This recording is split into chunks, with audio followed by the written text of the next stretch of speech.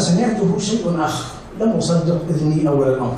طلقة، اثنتين، ثلاث، ثم لم أعد أسمع سوى أصوات البارود المختلطة بزغاريد النساء وصياح الأطفال. لا أدري كيف انتشر الخبر ومتى تنادى الناس وأشعلوا قبس البهجة خلال أقل من نصف ساعة، حتى صاحبي عاد وهو يركض ويراقص أشجار الطريق. سألته عما حدث فلم يقل لي شيئا، وكأنه ترك لسانه هناك. نسيني ونسي عمامته التي سقطت على كتفي. وحين وصلنا بدأت أحاول الفهم ولا أفهم. لم تستطع سيارة البيجو الصفراء الدخول إلى ساحة البيت، فالمزرعة الواسعة التي تفصله عن الطريق العام كانت قد امتلأت ببشر بدوي وكأنهم يؤدون العرض في هذا المكان منذ الصباح. توقفت السيارة فإذا بأبي يفتح الباب ويقبلني على عجل، ثم يلبسني البشتة ويضع البندقية في يدي ويأخذني إلى مقدمة الصفوف. لا أدري من قبلت ومن لم أصافح، ولم يكن هناك مجال للشعور بالحرج، فالجموع كثيرة وذاكرتي متعبة، وجوه أعرفها وأخرى أراها لأول مرة. أوشكت أن أؤمن لحظتها بأن الجن يشاركون الإنس الغناء والرقص عند اللزوم. ولم تكف الحشود على التوافد، من كل قرية جاءت عرضة ومع شاعر يرحب ويمدح، وأكثر من راقص ينظم الصفوف ويشعل الحماس في الأجساد والنفوس. ولم أر أحدا يرقص وليس بيده بندقية أو سيف أو جندية أو خيزران. أصوات البنادق تحولت إلى دوي متصل ولم ينقطع من العصر إلى المغرب. خفت جماعتنا على التمرد على كل شيء وكل أحد. توهمت أنهم على الثورة الأولى والأهم في تاريخ المنطقة، ولن يقنعوا بغير الاستقلال التام عن كل سلطات العالم. وكلما تيقنت أن هذا الرقص لي ومن أجلي نسيت 7 سنين من السجن والتعليم. كنت ضحية فتحولت بطلا. كبار الجماعة يتبادلون أماكنهم عن يميني وشمالي. بعض الشباب كان يرقص وينظر إلي كمن يصر على أن أصعد معه إلى السماء السابعة. شعرت بطاقة غريبة في جسدي وليونة عجيبة في تراب الأرض. رقصت وغنيت كما لم أفعلها من قبل، مرة في مقدمة العرض ومرة في وسط الساحة. لم أحب أو أحمل سلاحا في القرية قط، لكني ما كنت أفرغ بندقيتي حتى يناولني أحد غيره. خيل لي أنني أطلقت من الرصاص أكثر مما أطلقت جيوش العرب في أعوام النكبات كلها. لا، لم تكن تلك مجرد عرض، كانت تظاهرة فرح ومناورة قوة وطقس غضب، رقصة حب وحرب، رقصة احتفال وقتال، رقصة جنون وجمال. تلك أجساد اشتعل فيها بارود سري، فقررت أن تذهب بمعاني الحياة إلى ذراها الأخيرة. حتى أبي فاجأني وكنت أحسب أنني أعرفه أكثر مما يعرف نفسه. كان شخصا آخر يومها. تحول الشيخ السبعيني الوقور إلى فتى نحيل خفيف تتقل في عينيه مشاعر غامضة، فيراقص الريح ويتدفق الشعر على لسانه. مرة يحمل ابني على كتفه وينشد، ومرة يمسكه من يده ويرقص، ومرة يقف وسط الصفوف مرحبا بي وبالضيوف.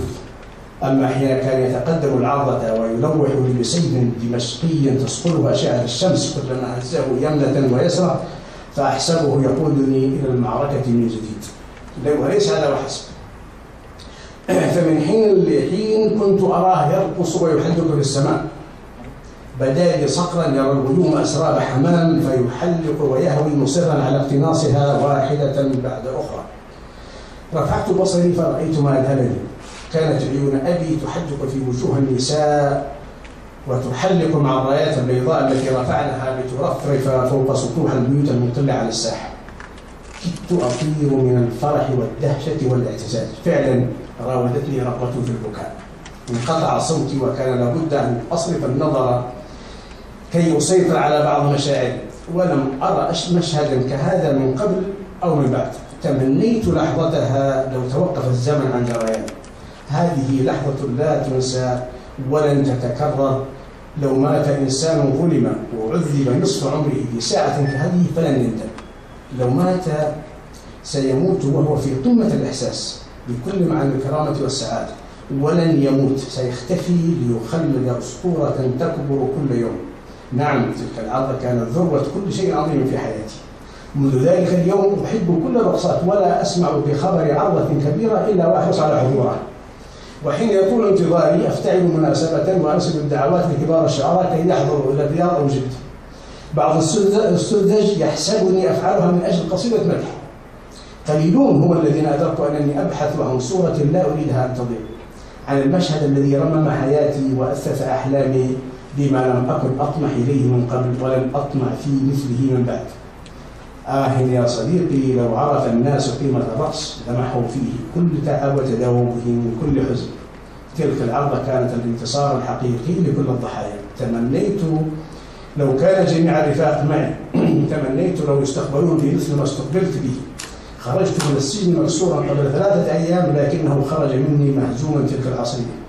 وكان خصومي أمامي في وضع مبتذل مهين، مرة أراهم كئيبين يتفرجون على مشهد جميل نبيل غير قادرين على منعه أو على المشاركة فيه، ومرة أراهم يتساقطون منهكين تحت قدمي فأرقص على صدورهم وأعناقهم.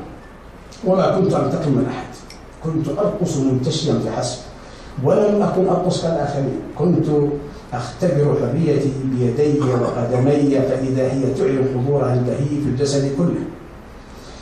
كنت أتنفس هواء الحياة ممزوجا بعطر المحبة يفوح من قلب هذه الأرض المهتزة طربا تحت أقدام هؤلاء الفلاحين البسطاء الشجعان. رقصت القرية، رقصت المزارع، رقصت الوديان والجبال، رقصت معنا، رقصت بنا، رقصت لنا، وقد رقصت هكذا ليتحرر الإنسان في داخل كل منا فلا يخاف من خصم أبدا. ولا بد أن رقص النساء في بيتنا هز العروش العليا والسفلى بطريقة أخرى. فحين ترقص المرأة تطرب الأرض وتشتعل فيها كل شهوات الحياة. وليتني رأيت أمي وهي ترقص. أخبرتني زوجتي لاحقا أنها فعلت ما لم تفعله يوم عرسي، وقد صدقتها حين قالت إنها لم تكن تتوقف إلا لتزغرد وهي تميز بين الصفوف كحاجة برية عاشقة. هذه ديرتي وهؤلاء أهلي وناسي أرادوا الاحتفال بي فعالجوني وانتصروا لي، ولو اقتحموا السجن وحرروني لن أفرح كهذا الفرح. نعم، تلك رقصة عمري ولن أنساها. انتشيت يومها كما لم أنتشي من قبل، فكل ما حولي كان يراقصني ويصيح بي: أرقص، لقد ولدت من جديد، وهؤلاء ربعك ولباس جنبك جاءوا من كل مكان ليحتفلوا بأجمل عرس في العالم. الآن سأنتقل للصف الآخر. في رقصة رجالية في البداية كما لاحظتم، والآن رقصة نسائية، وكلها تدور على ورق، وفي شرفة في مدينة رويان في جنوب غرب فرنسا. حين وصلت النساء إلى ساحة البيت كنت واقفا وأخي الكبير أعلى الدرج نستعد لإطلاق الرصاص ترحيبا بالعروسين ومن يزفوهما كالعادة، وقد كنا في مقامين مختلفين تماما. كنت أقف بجواره مجازا، لأنني في الحقيقة كنت أقف على قمة الفرح والزهو. فها هي الفتاة التي أحببت تزف إلى بيتنا بعد أن زففتها إلى قلبي منذ سنين، ولم تتركني أمي أستلذ بمشاعر النصر على فرسان القبيلة الذين أرادوا حرماني منها. خرجت بكامل زينتها وهي تغطرف بأصوات متنوعة عالية تتصاعد من قلبها لا من حنجرتها فحسب. كنت أحسبها سترحب بالضيفات ثم تنزل الدرج لترش العطر على العروس وتتقدم الجميع إلى بيتنا الأعلى. ففي لحظة كهذه يتحول الأقرباء والجيران إلى ضيوف ينبغي الترحيب بهم كما لو أنهم أجانب جاءوا من خلف جبال عيسان المطلة على الصحراء. ولكن أمي لوحت بالدف وهي تتمايل وتنشد قصيدة طويلة حولت لحن الجرة المفعم بالشجر إلى غناء مرح راقص. رحبت بكل ضيفاتها، مدحت جمال العروس وكرم أهلها، مدحتني زعيمة أنني ملاك في مطلع شبابي. أعرفها، أعرف أنها تقول بعض القصائد من حين لآخر، لكني فوجئت بها تنظم قصيدة طويلة وتعلنها من فوق سطح البيت على ضيفات وقفنا ينصتن لها أكثر من 5 دقائق. لكن المفاجأة الكبرى حدثت بعد البيت الأخير من القصيدة. رأيت أمي تضرب الدف وقد رفعته إلى السماء فيما جسدها يعلو ويهبط وكأنها شابة في 20 من عمرها. ولم يكن ما رأيت سوى البداية، فها هي تنسى سنواتها 60 لتجترح الأعادي.